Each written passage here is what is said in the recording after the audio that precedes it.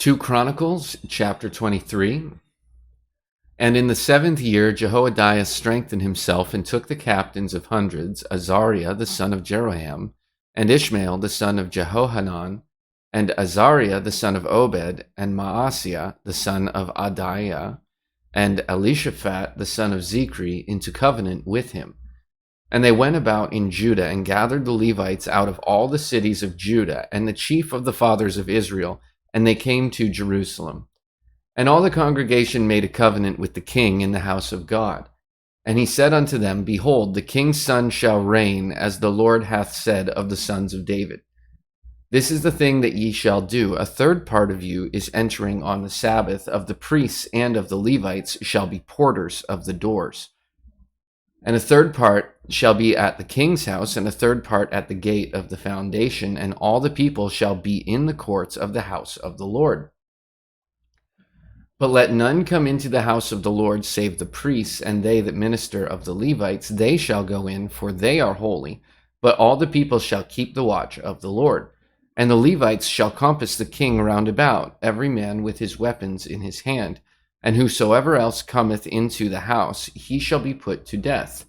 But be ye with the king when he cometh in, and when he goeth out.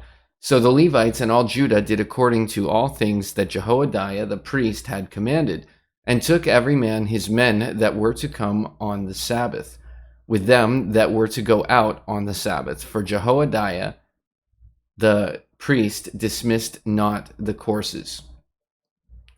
Moreover, Jehoiada the priest delivered to the captains of hundreds spears and bucklers and shields that had been King David's, which were in the house of God.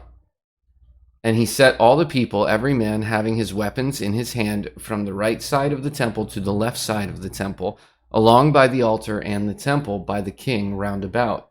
Then they brought out the king's son, and put upon him the crown, and gave him the testimony, and made him king. And Jehoiada and his sons anointed him, and said, God save the king.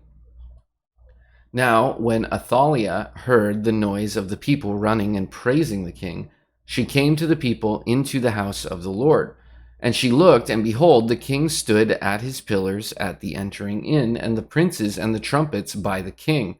And all the people of the land rejoiced, and sounded with trumpets, also the singers with instruments of music, and such as taught to sing praise.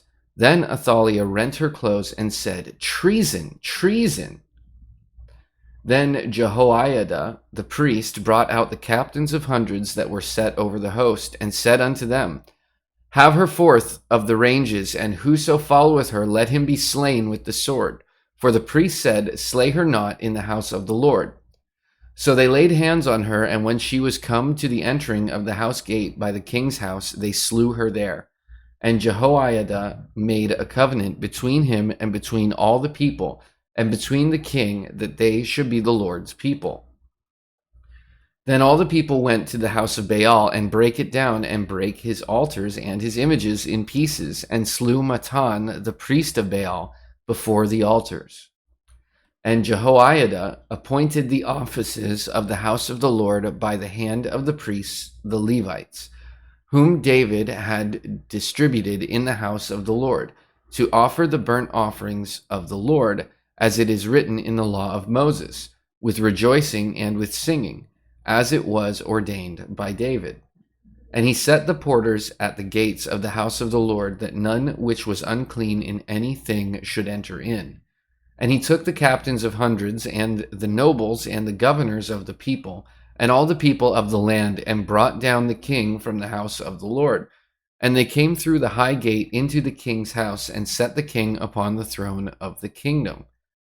And all the people of the land rejoiced, and the city was quiet. After that they had slain Athaliah with the sword. Chapter 24. Joash was 7 years old when he began to reign, and he reigned 40 years in Jerusalem. His mother's name also was Zibiah of Beersheba. And Joash did that which was right in the sight of the Lord all the days of Jehoiada the priest. And Jehoiada took for him 2 wives, and begat sons and daughters. And it came to pass after this that Joash was minded to repair the house of the Lord. And he gathered together the priests and the Levites, and said to them, Go out unto the cities of Judah, and gather of all Israel money to repair the house of your God from year to year, and see that ye hasten the matter. Howbeit the Levites hastened it not.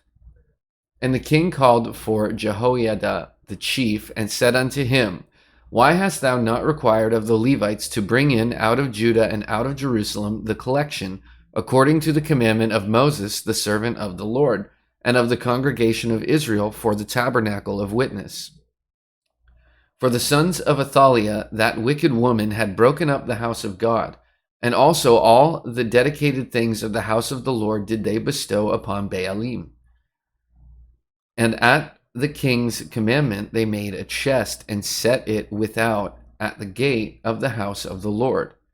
And they made a proclamation through Judah and Jerusalem to bring in to the Lord the collection that Moses, the servant of God, laid upon Israel in the wilderness. And all the princes and all the people rejoiced, and brought in and cast into the chest until they had made an end. Now it came to pass that at what time the chest was brought unto the king's office by the hand of the Levites, and when they saw that there was much money, the king's scribe and the high priest's officer came and emptied the chest and took it, and carried it to his place again. Thus they did day by day, and gathered money in abundance.